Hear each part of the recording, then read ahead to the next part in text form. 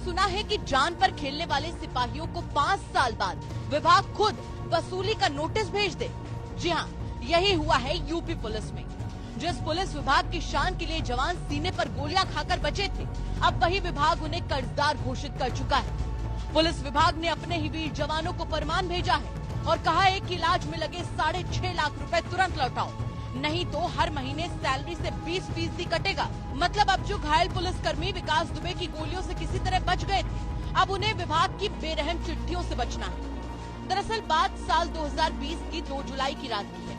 कानपुर के बिकरू गांव में जब हिस्ट्री शीटर विकास दुबे ने सीओ देवेंद्र मिश्रा की अगुवाई वाली पुलिस टीम पर छतों से अंधाधुंध गोलियां बरसाई थी, उस समय 8 पुलिसकर्मियों की मौत हुई थी। लेकिन उसी घटना में कुछ पुलिस वाले घायल भी हुए थे, जिनमें बिठूर के थानेदार कौशलेंद्र प्रताप सिंह, दरोगा सुधाकर पांडे, अजय कश्यप और सिपाही शिव मूरत, अजय सिंह जैसे नाम शामिल हैं। ये सभी गंभीर रूप से घायल थे, जिन्हें कानपुर की रिजेंसी जैसे बड़े निजी अस्पताल में भर्ती कराया गया था।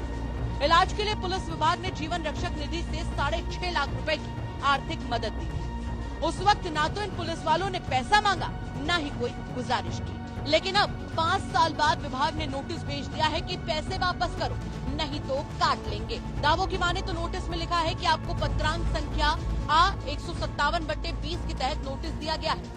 6.5 लाख रुपए आपको इलाज के लिए दिए गए थे। अगर आपने इसे वापस नहीं किया तो हर महीने वेतन से 20% कटौती की जाएगी।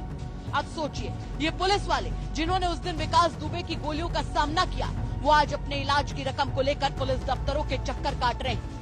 11 जून को पुलिसकर्मी कानपुर के joint police commissioner Vinod Kumar Singh के ऑफिस पहुंचे और फरियाद लगाई और कहा कि अगर हमें पता होता कि इलाज का पैसा वापस देना होगा तो हम खुद इलाज करा लेते। हमने तो कोई मदद नहीं मांगी थी, फिर हमसे वसूली क्यों?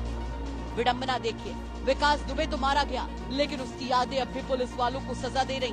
याद कीजिए, विकास दुबे की गाड़ी सचेड़ी में पलटी थी। एसटीएफ ने एनकाउंटर में उसे मार गिराया था। देश भर में यूपी पुलिस के एनकाउंटर मॉडल की तारीफ हुई थी, लेकिन 5 साल बाद उसी केस में घायल पुलिस वालों से इलाज का पैसा मांगकर यूपी पुलिस ने खुद अपनी छवि को कटघरे में खड़ा कर दिया। अब ऐसे में सवाल उठता है कि क्या पुलिस विभाग घायल सिपाहियों को बोझ मानता है? क्या जीवन रक्षक निधि वाकई मदद है या फिर बाद में लौटाने वाली लोन स्कीम? 5 साल बाद वसूली का मतलब क्या है? यूपी पुलिस में रहकर घायल होना भी अपराध है क्या? अपनी जान पर खेलकर डिपार्टमेंट की इज्जत और कानून की रखवाली करने वाले सिपाही आज खुद को असहाय मान रहे हैं। यहाँ डिपार्टमेंट की तरफ से हम लोगों को एक नोटिस मिला है।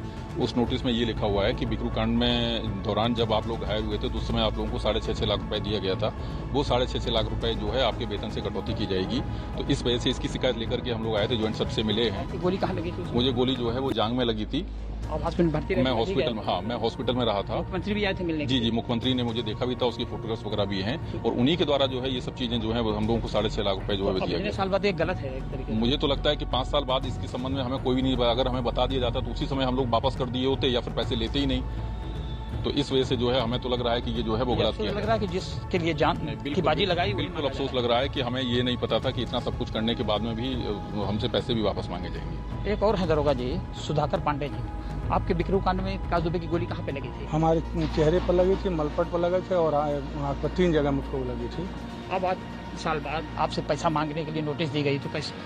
अभी इससे बड़ा दुख की कोई बात नहीं है कि विभाग से उस समय तो ये हुआ कि आप लोगों को सहायता दी जा रही है और अब जो है वो उसकी कटौती की जा रही है।